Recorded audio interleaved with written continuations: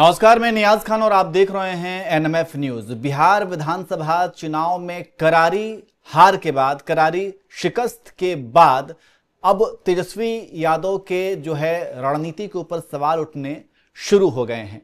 और इसके साथ साथ जो महागठबंधन ने महज 35 सीटों पर जीत दर्ज की है और इसमें आरजेडी जो है 25 सीटों पर जीत दर्ज की है।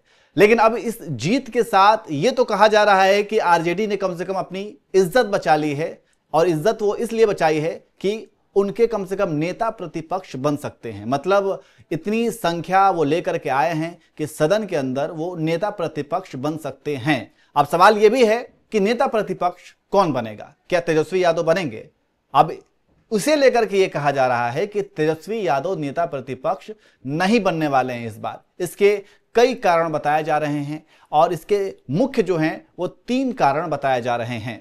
तो इसी पर हम चर्चा करेंगे। हमारे साथ चर्चा करने के लिए वरिष्ठ पत्रकार अमीन जी मौजूद हैं। अमीन जी, सब लोग यही कह रहे हैं कि तेजस्वी यादव ने कम से कम अपनी इज्जत बचा ली कि नेता प्रतिपक्ष वाली जो सीट है उसको उन्होंने सुरक्षित कर ली। लेकिन क्या इस जीत को आप जीत मानेंगे, और क्या वाकई में नेता प्रतिपक्ष तेजस्वी यादव बनेंगे इस बार? नहीं, ये तो जरूर बात है कि हम भारतीयों को जो है, जो चीजें हमारे दिमाग में बचपन से भरी जाती है, यार सुबह सुबह उसका चेहरा नहीं देखना, दिन खराब हो जाता है। यार बिल्ली ने रास्ता काट दिया, ऐसा हो गया।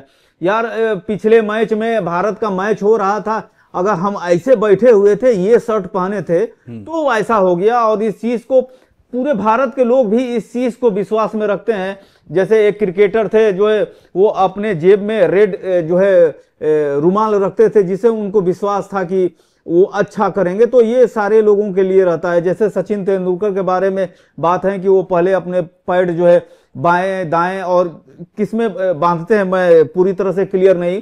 तो इसलिए इस तरह से देखा जाए कि पूरे हिंदुस्तान के लोग, उनका अपना एक लकी चार्म जो है वो होता है। और ये एक तरह से साइंटिफिक नहीं है, लेकिन लोगों का दृढ़ विश्वास है, तो इसलिए कहा जाता है। उसी तरह से बिहार में 1980 के बाद से जो भी विपक्ष का नेता बना है, वो कभी विपक्ष के नेता बाया जो है मुख्यमंत्री की कुर्सी पर नहीं बैठा है। तो इसी बात की ज्यादा चर्चा हो रही है और कानाफूसी हो रही है। और चूंकि बिहार, झारखंड, बंगाल, यूपी, हाँ, ये सब सटे हुए इलाके हैं जहां पे काली बिल्ली देखने के बाद लोग रास्ता बदल लेते हैं। अगर सियार जो है, आप गाड़ी चलाते हुए जा रहे हैं, आगे से निकल गया तो आप रुक जाते हैं कि कोई दूसरा निकल जाए। तो ये है हम लोगों के जो है आबो हवा में है।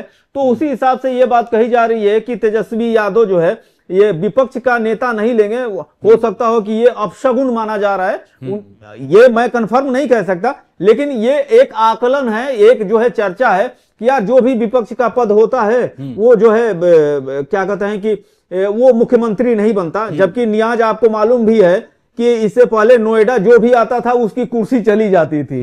लेकिन जो है इस वाद को जो है, मतलब कि इस भ्रम को जो है योगी आदित्यनाथ ने कई बार आके तोड़ दिया और वो दूसरी बार सरकार चला रहे हैं। तो हम ये नहीं कह रहे हैं कि हम अंधविश्वास की या समर्थन कर रहे हैं, लेकिन जो लोगों की मानसिकता है, जो मेंटालिटी है, या जो वो इस तरह के ट्रस्ट रखते हैं कि इस वजह से कि उसी वजह से ये हम बातें आपको बता रहे हैं। तो बिल्कुल, यहाँ पे कुछ अमीन जी एग्जांपल्स भी दिए हुए हैं, वो मैं पढ़ के सुना देता हूं एक बार, क्योंकि एक अखबार है उसने कुछ एग्जांपल्स लिखे हुए हैं कि किस तरीके से ये टोटका, जो लोग आप जिस टोटके की बात कह रहे हैं उसमें विश्वास करते हैं। जैसे कि 1980 के बाद विधानसभा में जो भी नेता प्रतिपक्ष पद पर नियुक्त हुए हैं वो इस पद से सीधे मुख्यमंत्री नहीं बने हैं। यहाँ पे ये लिखा हुआ है 1980 से 1988 तक कर्पूरी ठाकुर विधानसभा के नेता प्रतिपक्ष थे, लेकिन उनके निधन के बाद लालू यादव इस पद पर काबिज हुए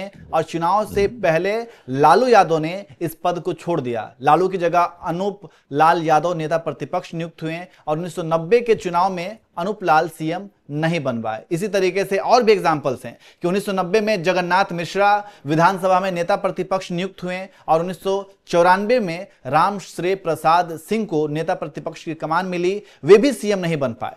तो इस तरीके के और है कि 1996 से 2004 तक सुशील कुमार मोदी नेता प्रतिपक्ष रहे, लेकिन वे भी सीएम नहीं बन पाए। और 2004 से 2005 तक उपेंद्र कुशवाहा को नेता प्रतिपक्ष की जिम्मेदारी मिली और 2005 के बाद चुनाव में मतलब नीतीश कुमार सीएम बने। तो ये कुछ एग्जाम्पल्स यहाँ पे दिए हुए हैं और इसी को लेकर के लोगों के मन में एक समझ लीजिए कि वो जो जैसा कि आप कह रहे हैं कि ये बहुत से लोग टोटका के तौर पे ये सब कुछ देखते हैं। तो खैर बात जो भी हो, लेकिन एक बात जो हम यहाँ पे कर रहे हैं कि कम से कम तेजस्वी यादव ने अपने नेता प्रतिपक्ष की सीट को सुरक्षित कर लिया है इस तरीके से, और उन्होंने अपनी इज्जत बचा ली है। अब देखना होगा कि अब आगे जब सरकार बनाने की प्रक्रिया शुरू होती है तो इसमें नेता प्रतिपक्ष कौन बनता है, ये देखने वाली बात होगी। वैसे आपको क्या लगता है, आप भी कमेंट करके जरूर बताएं।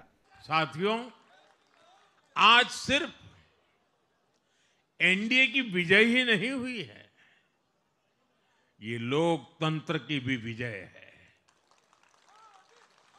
भारत के लोकतंत्र पर भरोसा करने वालों की भी विजय है। इस चुनाव ने भारत के चुनाव आयोग पर जनता के विश्वास को और मजबूत किया है। बीते कुछ सालों से लगातार भारी मतदान होना, वंचितों, शोषितों द्वारा ज्यादा से ज्यादा मतदान करना, ये चुनाव आयोग की बहुत बड़ी सिद्धि है। साथियों, ये वही बिहार है जो पहले माओवादी आतंक वहां पर हावी था, जहां पर नक्सल प्रभावित इलाकों में 3 बजे वोटिंग खत्म हो जाती थी। ये बहुत कम लोगों को पता होगा। बाकी स्थान पर पूरा समय मतदान होता था, लेकिन उस क्षेत्र में 3 बजे के बाद मतदान कराना भी मुश्किल होता था। लेकिन इस बार के चुनाव में बिहार में बिना किसी डर के लोगों ने उत्साह और उमंग के साथ एक उत्सव की तरह वोट दिया है। बिहार में जब जंगल राज था तब क्या क्या होता था ये भी आप जानते हैं। सरेआम मतदान केंद्रों पर हिंसा होती थी, मतपेटियां लूटी जाती थी। आज वही बिहार रिकॉर्ड मतदान कर रहा है।